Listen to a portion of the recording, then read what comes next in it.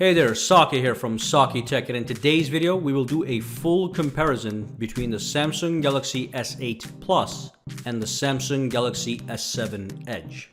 Just to give you a perspective, the S8 Plus was released in 2017, a full year after the S7 Edge, which was released in March 2016. And of course, people are asking questions. There are those who already own an S7 Edge and are asking, shall I upgrade to the S8 Plus? And there are those who are about to buy a Galaxy smartphone and are wondering, shall I get the S8 Plus or the S7 Edge? And then there are people who just want to see a comparison video. In this video, we will do a deep dive and compare every aspect of these two gorgeous smartphones, and in the end, summarize the pros and cons to deliver a clear and concise advice on what to do. So let's dive in and start with the build and design. Both the S8 and S7 are absolutely stunning. They have that signature edge-to-edge design with dual curved edges. But personally, I prefer the S8's design over the S7, especially because the physical home button on the front has been removed so as to give us a large and tall display. This design tactic certainly makes the S8 feel like an evolution over the S7 and not just a simple periodic upgrade. And also, when the displays are turned on, the S8 feels more majestic, almost like a borderless marvel. The build quality on both phones is nearly identical. We have glass on the front and back with a metal rim that surrounds the outer edges of the phones. Both phones feel like an exceptional product when you hold them in your hands. The one difference is that the S7 uses Gorilla Glass 4 as its glass, while the S8 uses Gorilla Glass 5, which is slightly more durable against drops. But I do not recommend performing a drop test on either one of these phones, and in the minimum, you should get a protective skin. Both phones have IP68 grade water resistance, so you are fully protected against accidental water splashes. You can use them in rain and even dive into a pool for 30 minutes, and you can go as deep as 1.5 meters without any water damage. The S8 has a USB Type-C port, while the S7 has a micro USB port. They both have single non-stereo speakers, but the S8 comes with these special AKG tuned earphones that sound greater than the standard earphones that you get with the S7 Edge. So in this department, I would say that the S8 has a lead in terms of overall beauty and added value because of the included enhanced earphones. In a minute, I will talk more about the display, but first, let me get the processor and memory out of the way. The S7 Edge comes with a Snapdragon 820 processor with 4GB of RAM and 32GB of internal storage to get you started. The S8 Plus offers a powerful Snapdragon 835 processor, also with 4GB of RAM and 64GB of internal storage to get you started.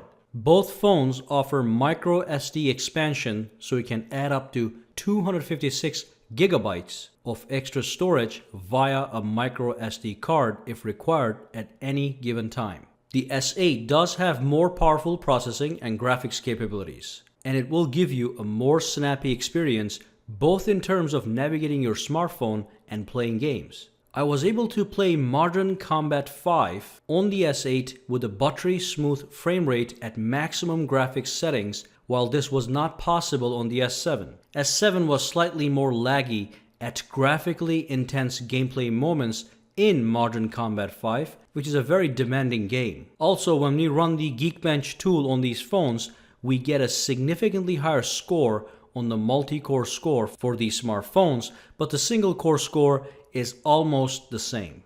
So just be aware that you do get a performance boost for more intense tasks. But for anything less than the most graphically intense gaming performance, both the S8 and S7 offer quite a smooth and stable experience. Now let's talk about the dimensions. The S8 Plus measures 159.5 millimeters in height. It is 73.4 millimeters wide and 8.1 millimeters thick. It weighs 173 grams.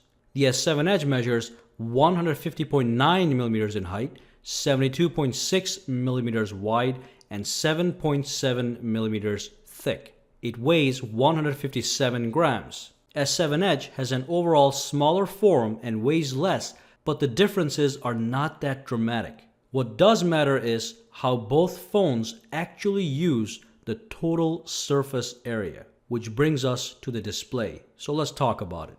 The S7 Edge has a 5.5-inch display with a Quad HD resolution and 534 pixels per inches. Its screen-to-body ratio is approximately 76%, while the S8 Plus has a 6.2-inch display with a Quad HD Plus resolution and 529 pixels per inches. It has a screen-to-body ratio of 84%. Now both phones have stunning displays. These are high-resolution Super AMOLED displays that produce a rich and vibrant experience. However, the fact is that the S8 gives you more screen, yet has a similar footprint as the S7. So that's a great benefit, as you get to have a better immersion into movies, games, and other media. Additionally, the S8 has some minor improvements to the display, as well as HDR capabilities, which the S7 does not have. We don't have much HDR content to enjoy on mobile devices yet, so I do not consider this a big deal just yet. So I am going to say that the S8's display quality is not too much better than the S7, but the S8 gets a lead because it simply gives you more screen. But if you are looking for a good, vibrant screen with rich colors, both phones deliver. Now let's talk about the software. This is a category where both phones offer virtually an identical experience. They both run on the latest version of Android, and if you go in and look at these settings and options, everything looks and acts just about the same. Both phones have edge panels, so you can swipe inwards from the sides and get access to the beautiful, customizable, and cool edge panels that can provide app shortcuts, weather widgets, rulers, calculators, news, and more. So really, there's not much to say here. It's a virtually identical experience, and it's good stuff. Let's move on and talk about the camera. There isn't much of an upgrade in the camera department. Both cameras are 12 megapixels with an aperture of f1.7. They have optical image stabilization and phase detection autofocus. The S8 offers a minor sensor upgrade that achieves the same raw performance as the S7. Now the S8 does have multi-image processing technology, which is software based and delivers slightly better detail and low light performance. But make no mistake, both of these cameras are world class and will satisfy any consumer who is not a photography scientist that nitpicks every little detail. The front camera on the S8 has been upgraded from 5 megapixels to 8 megapixels, and it certainly takes more detailed selfies than the S7. And also it can perform autofocus while the S7 has fixed focus. Both phones can record in 4K at 30 frames per second, 1080p at 30 or 60 frames per second, and are capable of super slow motion video shots. As a total package, the camera should not affect anyone's buying choice. Either way, you will get great satisfaction from these world-class cameras. Now let's quickly talk about the battery. The S8 Plus offers 3500 mAh battery, while the S7 Edge offers 3600 mAh battery capacity. But despite these numbers, the S8 Plus pulls ahead in battery life. Expect to get 1 to 2 hours of extra juice with the S8 Plus. Otherwise, both smartphones offer fast wired and fast wireless charging, so they're quite feature rich, but the S8 Plus gets a lead for better battery life performance. Now let's talk about fingerprint and security options. The S8 offers 3 ways to authenticate yourself: a fingerprint sensor on the back of the phone next to the camera, an iris scanner, and a facial recognition tool. The S7 only offers a fingerprint sensor on the front of the display. The fingerprints are fast and secure, as is the iris scanner on the S8, but the facial recognition tool is a joke. It is not secure at all. A photo of your face can be used to unlock your smartphone. Regardless, the S8 gives more options to the user, but I personally am not a fan of the fingerprint sensor on the rear of the S8, right next to the camera. I prefer it on the front since I like the option of being able to unlock my smartphone as it is laying flat on the table in case I want to use an app really quick without lifting the phone, such as the calculator app. Additionally, I also regularly use the fingerprint sensor to use Samsung Pay and log into many apps that support fingerprint authentication, so having it on the front is more convenient and efficient. Now let's talk about pricing. The S7 is always going to be cheaper than the S8, although it's hard to pinpoint a specific price for the S7. I have seen it sold as low as $500, but in comparison, the S8 is currently in the range of $850. It's not a bad idea to own an S7 at $500 price point over the S8 if budget is an issue.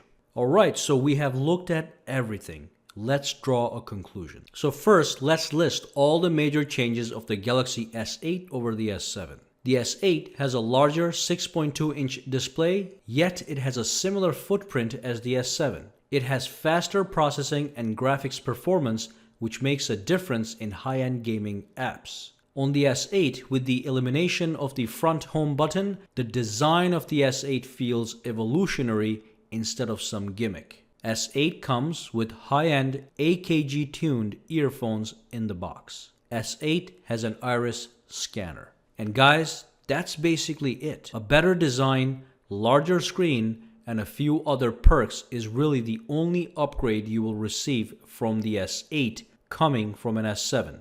Now let's see what's virtually the same in both of these phones. The S8 and S7 have a camera setup that's not so wide apart. The Super AMOLED display on both phones is rich and vibrant. They are equally water resistant with a grade of IP68. They both have a great build quality, and they have a virtually identical software experience. So let's see. The big question, is there any need to upgrade from the S7 to S8? Not at all, especially if you are currently satisfied with the display size of the S7. Remember, no one ever said that the S7 Edge display is a small display. Additionally, one of the biggest incentives these days for upgrades is a better camera. And S8 really doesn't give you much of an upgrade in that department. And one of the most important categories, such as the software, is virtually identical. So an upgrade might not be as beneficial as you think. But what if you're in the market to make a decision between the S7 and S8?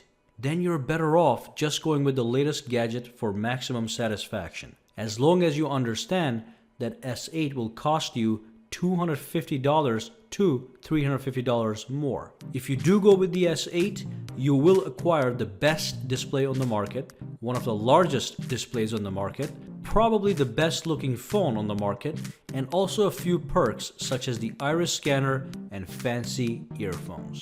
So that's the conclusion. Do not upgrade if you already have an S7, but if you own some other non-Samsung smartphone between the S7 and S8, then get the S8. If you have an S6, then do upgrade to an S8 for actually feeling like you did a major upgrade. So drop a comment down below and let me know what was your choice and why. Alright, that's the end of this video.